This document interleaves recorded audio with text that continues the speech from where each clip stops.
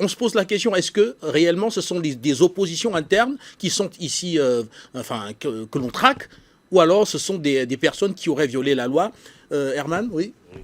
Ben moi, je disais, justement, il a pleinement raison, parce que ne parlons pas seulement des biens, parce que il est reproché à Shogel Maïga de détournement des biens et faux et usage de faux, selon certaines sources en interne du dossier. Moi, au niveau du Mali, d'après les informations que j'ai. Donc, quand tous ces éléments sont brandis, on a toujours tendance à croire que non, en Afrique, ça n'existe pas. Mais justement, mais souvenez-vous très bien, à un moment donné, le Premier ministre s'est retourné contre la transition.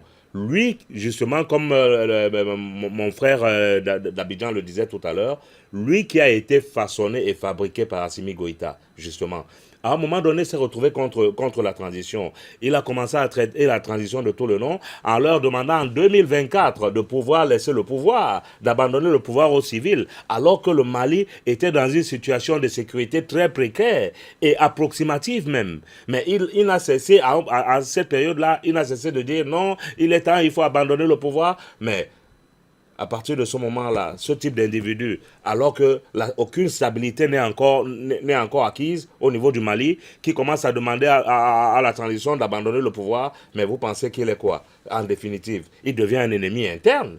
Il devient un ennemi interne. Et comme l'Africain a un problème, a un souci majeur avec l'argent, on sait toujours que quand on a certains avantages, alors à partir de ce moment, on s'accapare de tout et on ne sait même plus où mettre la tête. Et surtout, en qualité d'homme politique et civil, il était convaincu qu'après la transition, automatiquement, il prendra le pouvoir. Donc, ce qui lui est reproché aujourd'hui, à savoir le détournement des biens, faux et usage de faux, ça ne me surprend pas.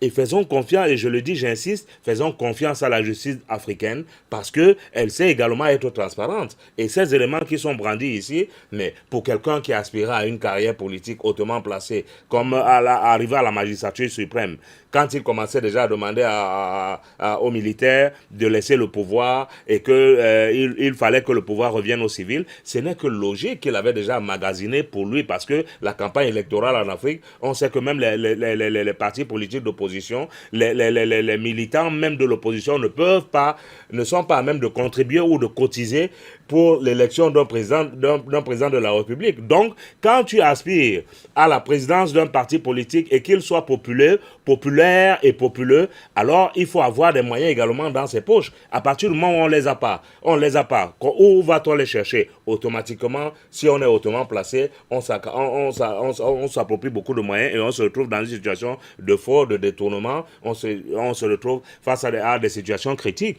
qui automatiquement nous mettrons face à nos réalités. Et moi, je dis, face à la justice, aujourd'hui, je ne doute pas. Il a prouvé à un moment donné, parce qu'il a été, comme l'autre le disait, il a été façonné par Assimi Goïta parce que nous ne le connaissions pas. Et rappelons-nous que tout ce qu'il a eu à faire, il a bénéficié du soutien d'Assimi Goïta. Tout ce qu'il a eu à dire, qui a amené les Africains à croire en lui à un moment donné, et même au peuple malien, oui, c'est parce que Assimi lui a demandé, ou alors que le gouvernement de transition lui avait demandé d'occuper cette fonction et de pouvoir agir en faveur du continent africain. Alors quand il se retrouve donc face à une situation où, à un moment donné, il commence à dire, mais il faut laisser le pouvoir, pourquoi ne l'a-t-il pas demandé depuis? Pourquoi en 2024, il se lève, il dit, bon, parce qu'il savait qu'il avait déjà ses moyens et qu'une fois la transition abandonne le pouvoir, allez, il a la possibilité, compte tenu des moyens qu'il avait, pour pouvoir gagner l'élection présidentielle, arriver à la magistrature suprême. Alors, était-ce une bonne solution? Peut-on croire en ce que ceux-là même qui accompagnent les différents gouvernements de transition peuvent être des hommes sincères et propres? Ah, that is the question. Mais moi, je dis, faisons confiance à la justice et continuons à faire confiance à la justice du Mali.